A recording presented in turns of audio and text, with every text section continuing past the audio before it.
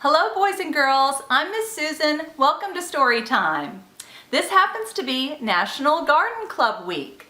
So I want to start out by saying a big thank you to the Temple Terrace Garden Club members for making our world more beautiful.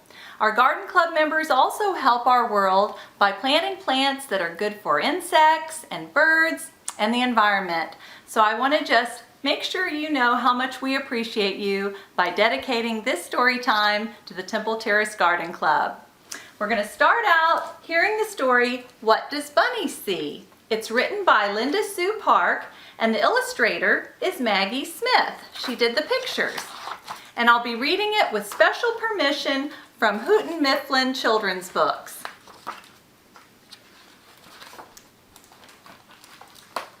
In a cottage garden, flowers in the beds, Bunny hopping down the path, what she sees is red. Blushing scarlet poppies bloom just above her head. Look at all the red flowers. This book has a lot of different colors in it. Here's Bunny Rabbit.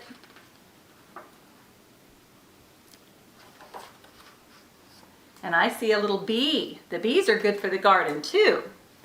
In a cottage garden past the pussy willow, Bunny nibbles tender shoots. What she sees is yellow.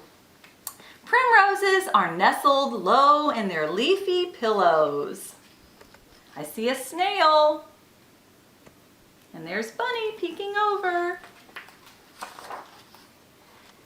In a cottage garden, hear the water burble. Bunny drinking from the stream. What she sees is purple. Violets nod their heads in time to the songbirds' warble. There are the purple violets. In a cottage garden, ears and whiskers clean. Bunny finds a patch of lawn. What she sees is, any idea what rhymes with clean? Green. Grass is growing lushly with clover in between. And there's a little grasshopper too. He's green. He kind of blends right in.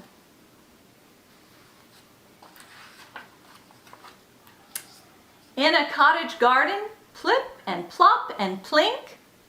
Bunny freezes, twitching nose. What she sees is pink. Water lily, landing pad, and bulging eyes that blink. Who's got the bulging eyes? Looks like frog. And there's a dragonfly. In a cottage garden, peeping from below, Bunny sees a cheerful color that begins with O. Any idea what that is? Orange begins with O. Freckled tiger lilies dance, putting on a show. And there's a caterpillar. Probably soon to become a butterfly. In a cottage garden, she can wiggle through. There she is. Bunny digging by the fence. What she sees is blue. Morning glories yawning wide. Bunny's yawning too.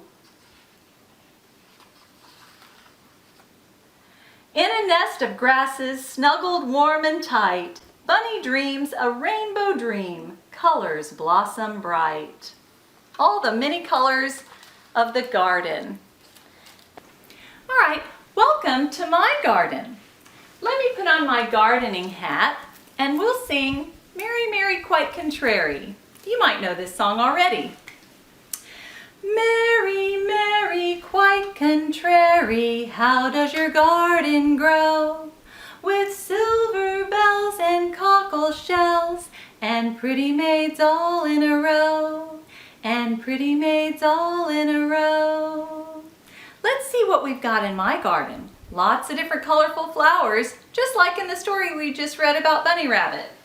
We've got blue days, and of course they've got a tiny little white star with 5 points, 5-pointed stars, right in the middle of each blue days flower.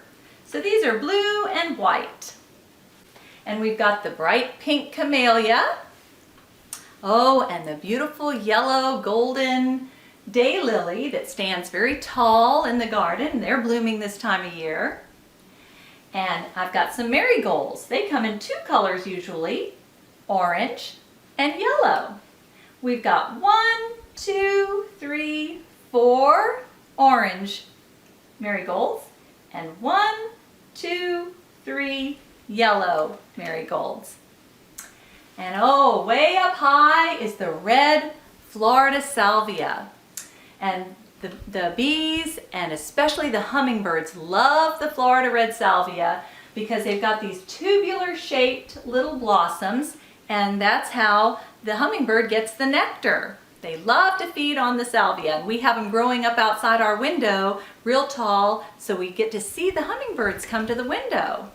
And another type of salvia is the purple salvia, and they grow pretty tall in the garden too. They're blooming this time of year. And here's a white daisy with a little yellow center. And this one, this golden yellow colored flower with the dark middle, usually a dark brown middle, is called a black-eyed Susan. And here we've got a pink snapdragon, a very pale pink. They come in other colors too, yellows and whites and bright pinks and oranges. And then here is a bright pink tulip. We've got 3 tulips, 1, 2, 3. They sometimes come in red and yellows and other colors as well. And I've got a red rose. And they smell so sweet. Of course, roses come in lots of colors too. So that's my garden for you today. And I've got a little friend. Oh, my friend loves to get on the flowers. Let's put her right there. That's the little ladybug. I've got one little ladybug. I saw a little ladybug fly up in the air, but when I tried to catch her, I noticed 2 were there. 1, 2. 2 little ladybugs flew up in a tree. I tiptoed very quietly, and then I saw 3. 1, 2, 3. 3 little ladybugs. I looked for one more. I saw one crawling on the ground, and that made 4. 1, 2, 3, 4 little ladybugs. And another one arrived. Oh, look, there's one right there in the garden. I saw her sitting on a flower, and that made 5. 1, 2, 3, 4, 5. 5 little ladybugs, all black, red and black. I clapped my hands and shouted, and they all flew back to the garden, where they're very helpful. Bees are helpful too, and the butterflies. All those little bugs help to pollinate the garden. And the ladybugs help to eat some of the aphids and some of the little pesty bugs that aren't good for the garden. Can you get out your wiggly finger? We'll pretend we have a caterpillar. The wiggly caterpillar, with your coat so green. You're the wiggliest little fellow that I have ever seen. You wiggle going up and you wiggle going down. You wiggle, wiggle, wiggle, and you turn yourself around. All right, so for this next poem, I want you to get out your fingers and pretend that they're a centipede. A centipede has between 30 and 354 feet. That's a lot of toes. So here's your little wiggly feet and legs on your centipede, and they go crawling all around. And let's do the poem about the centipede. I saw a centipede with 354 feet go crawling up and down the street.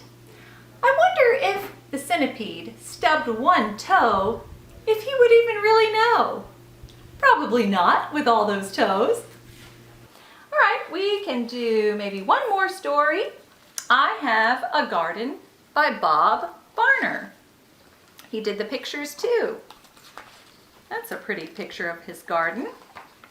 and it's written by Holiday, or it's published by Holiday House. I have a garden. I have a frog in my garden. I have a bird in my garden. Chirp, chirp. I have a chipmunk in my garden. I have a bug in my garden. There's a big grasshopper. I have a bee. I have a butterfly. I have a snail. I have many flowers.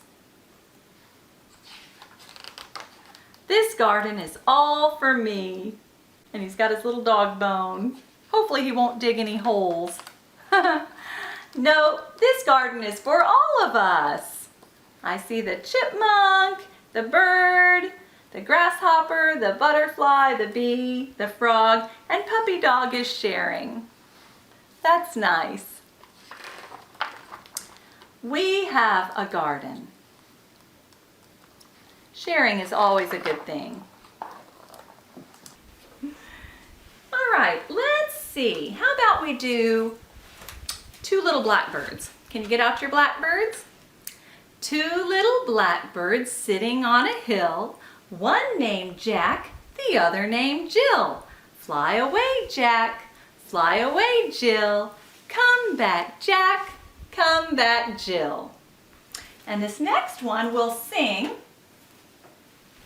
We'll need to be able to touch our head. Jack and Jill went up the hill to fetch a pail of water. Jack fell down and broke his crown, and Jill came tumbling after. And let's end with a tisket, a tasket. A tisket, a tasket, a green and yellow basket. I wrote a letter to my mom, and on the way I dropped it. I dropped it, I dropped it. On the way I dropped it. A little girlie picked it up and put it in her pocket. Thank you so much for joining me for story time today. And once again, thank you to the Temple Terrace Garden Club for making our city so beautiful. Bye-bye.